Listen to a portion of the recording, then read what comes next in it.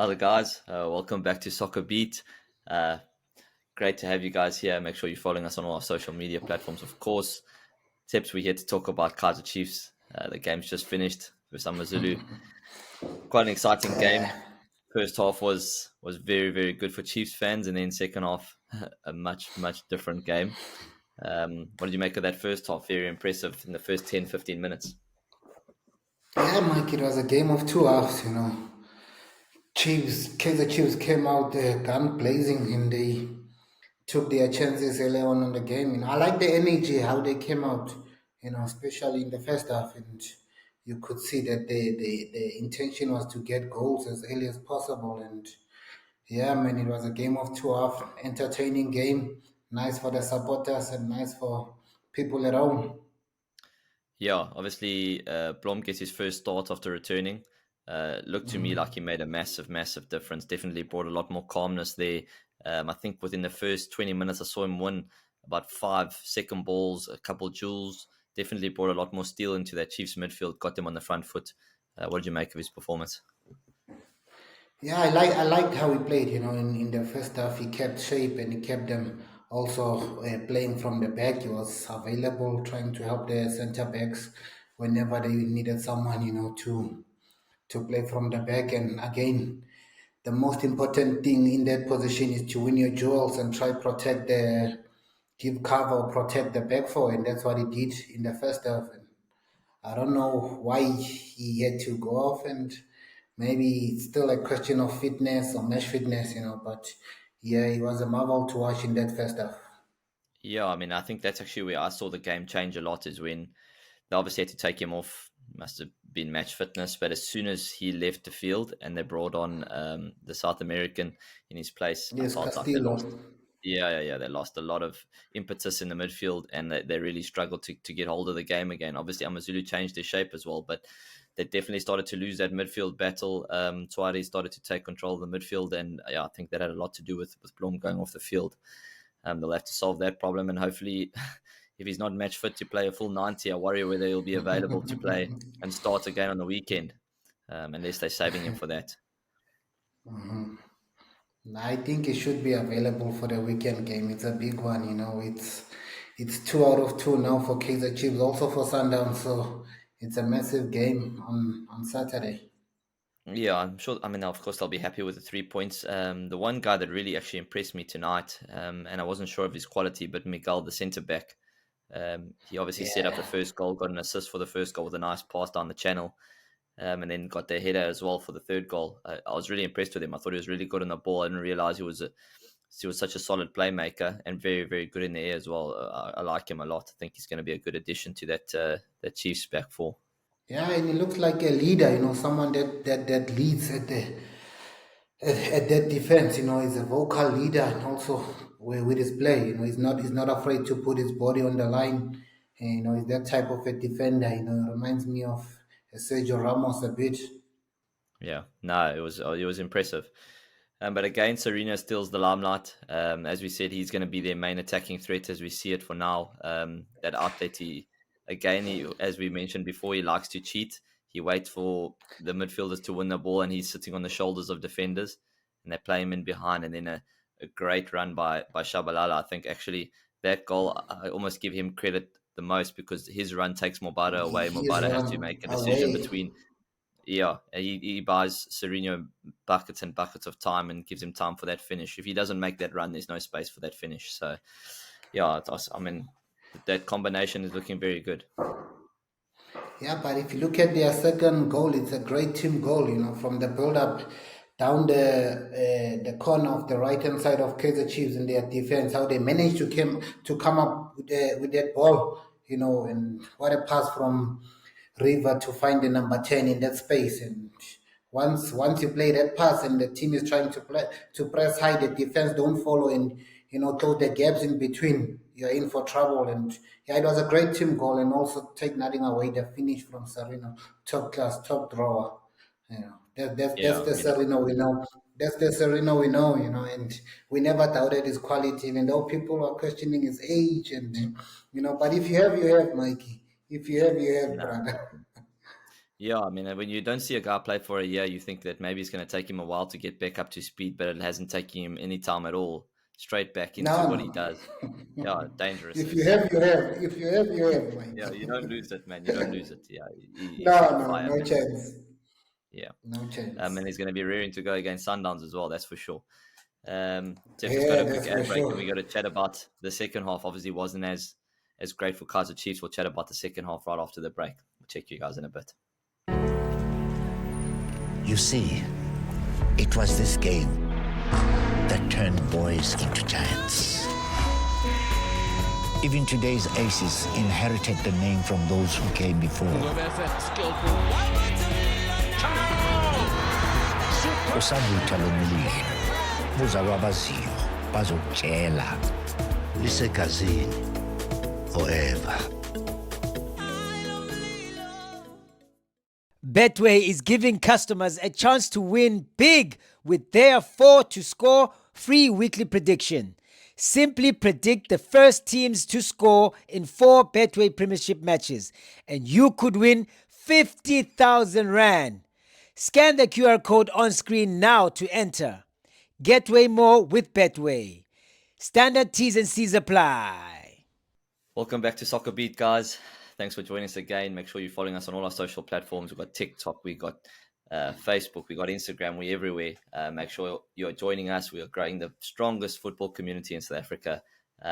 Tips the second half. Kaizer Chiefs, obviously incredible, very dominant. After the first 20 minutes, we're thinking to ourselves, geez, this could be 5-0 today. AmaZulu all over the show. But you actually mentioned that they made a tactical switch at halftime. What did you pick up that the AmaZulu coach did that brought them back into the game? No, Mike, the big ups to the AmaZulu coach for spotting, what needed to be done, like, and he fixed things. And when they came back second half, they looked like a new AmaZulu team. And what I did spot is they went for a three men at the back, and it allowed them to use more of their wing play because they had Hanabu high and wide, and they had Mbanjo on the other side. Those are the guys bringing on the crosses and trying to get them back in the game. And obviously, if you have an Ighodaro in the box, he knows how to challenge the ball. He's strong aerially. He's powerful. They could have gotten maybe 2 more goals.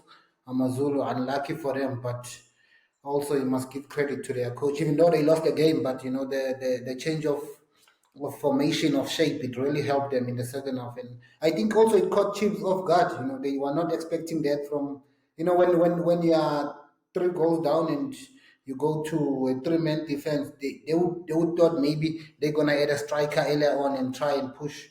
But the AmaZulu coach was smart, and he changed the shape, and it helped them a lot second half. Yeah, look, I think Ighodaro could have got a hat trick today.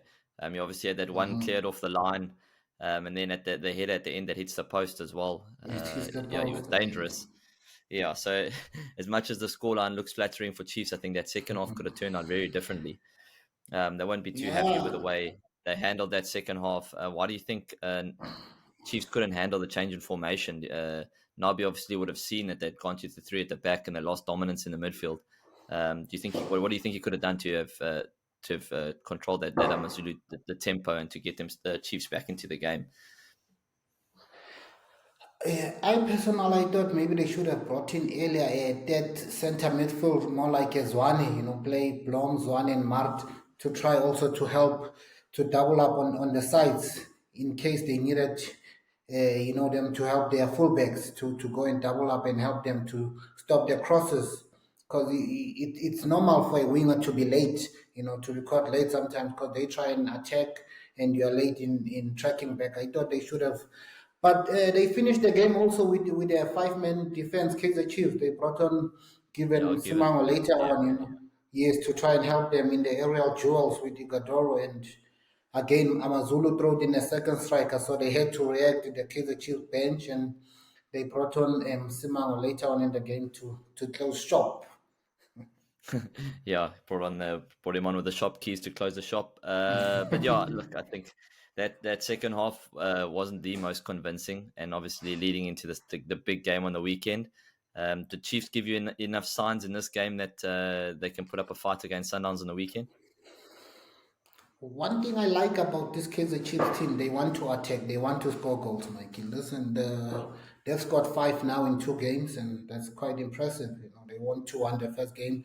Tonight they win 3-1. So I like how they are fearless. They want to be in the front foot. They want to, go out there and chase the game as early as possible. They don't wait for the opponent to score and react. I like their energy, but the question is, can they play that game for the whole 90 minutes? Yeah. Because they seem to be a drop of energy in the second half. Even in their first game, if you watch their first half and their second half, you'd see, even though they scored in the first half, the second half, sorry, the winner, but you'd notice that second half they tend to drop in terms of the energy. Yeah, I don't think people realize how tough it is to play such a high tempo game, to play a high pressing game, and how demanding it is. And that can take a massive transition period for when a new coach comes in and he wants to implement this new style of play with a high press and like a very direct play where you're hitting your front three as quickly as possible. Sirino hanging on the last line, and now you got to join that. You got to join in all the time. That can be extremely demanding, and I think we see that in the second half that maybe that the players aren't ready to keep up with that tempo, and they maybe can't last 90 minutes playing Nabi's way. So maybe it's going to take some time for them to be able to really implement this style and get physically capable of implementing his style. Yes, yes, definitely. It might take some time, but so far, their first half, they've been good. And I think if they can maintain it for a good 60, 70 minutes, they should be okay. But it's still early on. It's only 2 games played. And yeah, hopefully there's a lot that will come from this Kaizer Chiefs team. I really like their first half today. It's the best Yeah. performance I've seen in a long time. Yeah, that first 20-30 minutes I think is the best Kaizer Chiefs I've seen in a couple of years. So yeah, hopefully signs of good things to come. The competitive Kaizer Chiefs again. The fans should be excited, especially with what they demonstrated in the first 30 minutes. And scoring goals from set pieces as well is also going to be vital. And with those, they've got a couple big boys now in the back, and they look like a threat from set pieces. And I think that could be something they could use against Sundowns, potentially.